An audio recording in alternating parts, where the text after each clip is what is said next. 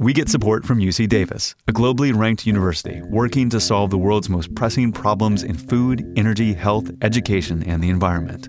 UC Davis researchers collaborate and innovate in California and around the globe to find transformational solutions. It's all part of the university's mission to promote quality of life for all living things. Find out more at 21stcentury.ucdavis.edu. This is not 99% Invisible, but I am Roman Mars.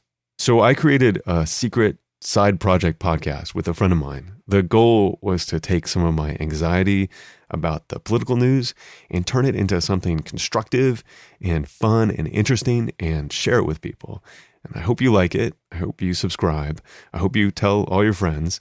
Let's send it to the top of the charts. That would be nice. I want to take all of this energy and do something good, like learning the U.S. Constitution. So here's the introductory episode. Thanks. The whole idea for this series came from a tweet. It was by Elizabeth Joh. She's a professor at the UC Davis School of Law, and I know her personally because our kids go to the same elementary school. Elizabeth's tweet read, and I'm paraphrasing a little bit so it sounds better when I read it out loud, "Teaching constitutional law in 2017 means glancing at Twitter every 5 minutes before class." First, I laughed, then I retweeted it, and then I wondered, what does that mean exactly? I mean, I kind of have an idea what constitutional law is. It's a class that's sometimes called the structural aspect of the Constitution. That is the aforementioned law professor, Elizabeth Joh. So I talk about things like the separation of powers. What are the different powers of the president versus Congress? I also talk about federalism, so how much power Congress has as opposed to state legislatures. It's nuts and bolts. It's usually a requirement if you're going to be a lawyer. It's a class I love teaching a lot. I admit that not every student loves it, and I can see why. For example, the very first case I assign on the first day of class every year is a case that was written in 1803. It's called Marbury versus Madison. It's a big deal, and we'll talk about it at some point. But all you need to know right now is that the first sentence of that case is 60 words long. And the verb comes in the middle, so it's pretty dry. But this year's been a little bit different. And why is it different? Oh, you know why. This is What Trump Can Teach Us About Con Law, an ongoing series of indefinite length where we take the extreme actions of the chief executive of the United States and channel that chaos into learning our Constitution like we never have before. I'm your fellow student and host, Roman Mars. Coming up, we're going to law school, but in a fun way, and it's meant for everybody. But first, we gotta pay some bills. It's still gonna be cheaper than law school. Support for Trump Con Law comes from Squarespace. As you can tell from the existence of this side project podcast of mine, I like to take on new creative projects just because I can't help myself. If you're about to embark on a new project, you should announce it to the world with a cool website from Squarespace. Their award-winning templates are the simplest and most beautiful way to present your ideas online. Even someone like me, who has no business coding at all, can create a beautiful website with Squarespace's all-in-one platform. There's nothing to install, patch, or upgrade, ever. For a free trial and 10% off your first purchase, visit squarespace.com/conlaw. That's all one word. That's squarespace.com/conlaw. So the bread and butter of law professors are hypotheticals. Professors love hypotheticals, crazy things that happen that they sort of think about in their minds. What if? What could happen?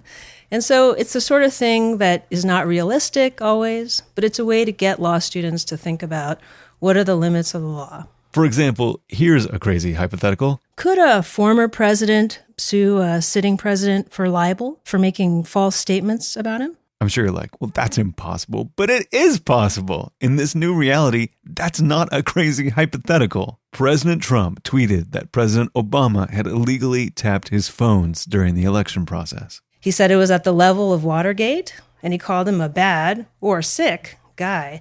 Doesn't appear to have any proof, but that's what he tweeted. And this new window into the mind of Trump has changed the way Professor Joh prepares for class.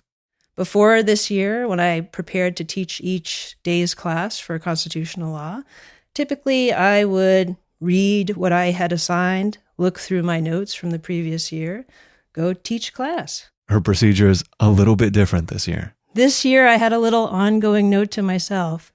Do not go to class until I have checked whether the president has tweeted. If the president has tweeted, screenshot the tweets and discuss with class. So, when you brought up the idea of having some basic explanations about con law, I thought, what a terrific idea. There are so many constitutional law issues that this presidency has brought up. Whether you're testing mathematical models or automobile crashes, I think you can learn a lot about something by testing the extremes. So I like this idea that maybe we have a president who's kind of stress testing the Constitution, really giving us a sense of what are the limits of each of the different provisions that he seems to be challenging in the Constitution. And that's really important because it turns out it's forcing us to think about things and wonder, well, do we have answers to some of these questions? For example, when can Trump treat the presidency like The Apprentice and declare you're fired? When can the administration declare it's going to cut off funds to sanctuary cities? When the president talks about so-called courts, should we be worried about that? Yes, you should be worried. That's a solid yes, but we'll do an episode about it nonetheless. What about impeachment? Is that going to happen? I think it's actually practically pretty unlikely, but everybody's talking and wondering about this portion of the Constitution, so it's important to understand what it's about. Maybe even more interesting is that we're dusting off parts of the Constitution that people hardly even considered in 200 years. So, for example, President Trump just went overseas. He got a gold medal while he was in Saudi Arabia. Can he keep that shiny gold medal? Is that the kind of thing that's barred by the emoluments clause of the Constitution? Or what about owning the Trump Hotel or property in other countries? Plus, there's this hardly considered part of the Constitution that liberals are salivating over. Could a president be declared unfit to serve and then removed from office? That's the 25th Amendment. These questions don't generally make it into the basic constitutional law textbooks. Because really no one has cared about them before. They're not relevant. That's the basic answer. It's kind of relevant now.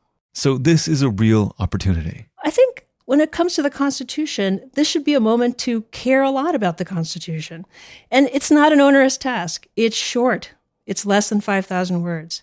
You know, we're both Californians here, so I'll give you an example of the California Constitution. The California Constitution is 100 pages long. It's one of the longest in the world. So by contrast, the federal Constitution, you can read in one sitting. It's pretty easy. It's also a remarkably stable document. The federal Constitution's only been changed or amended 27 times, and really only 17 times since the first 10, the Bill of Rights, were ratified very shortly after the original Constitution. California Constitution, we love changing stuff. We get tired of it. We've actually changed our state constitution over 500 times. California is such a cliche.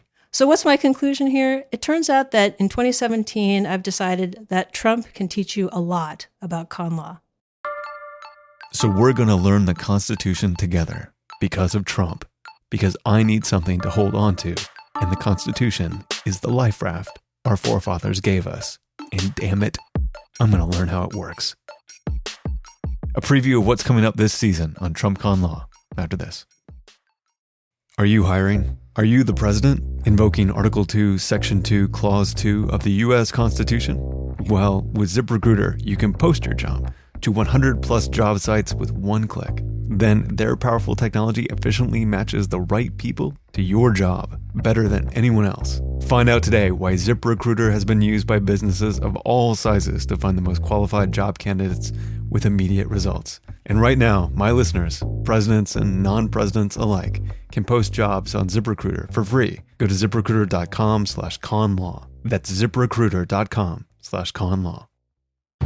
This season, on what Trump can teach us about con law. Think of a few things that have made the headlines. So-called courts. The president refers to the judiciary as so-called. He really raises a question about judicial legitimacy. That's going to take us back in time to Youngstown, Ohio, President Truman, and the Korean War. President Trump has threatened sanctuary cities. Why is that even an issue for the federal government to talk about? That's because of the spending clause. Trump wants to build a border wall, and we're still not sure who's going to pay for it. But one thing that's absolutely clear is that if you're going to build a physical wall all along the southern United States, you have to take people's private property. And that involves the takings clause. We are probably going to get a lot stricter with the border in all kinds of places, not just with the physical border of the United States, but also at international airports. And many more people are raising concerns that their cell phones and laptops are getting looked at by Border Patrol. What happens when you are asked to provide the contents of your cell phone or laptop? Why can that happen? Can it happen? And that has to do with the Fourth Amendment's so-called border doctrine. So every week, I'm inviting you and Elizabeth Joe over to my house to teach us these topics and so many more on what Trump can teach us about con law. It's going to be fun, and you're going to get smarter and be a better citizen. Bring the kids. They're going to like it too. Subscribe now in Apple Podcasts, Radio Public, or wherever you get your podcasts. The first full episode is already there. It's waiting for you. Go to TrumpConLaw.com for a link. This show is produced by Elizabeth Joe and me, Roman Mars. All the music in Trump Con Law is provided by Doomtree Records, the Midwest hip-hop collective. The two big takeaway lessons from this show are learn the Constitution and buy Doomtree Records, because both will make your life 100% better. The tracks this week were from Sims, Dessa, and Laserbeak.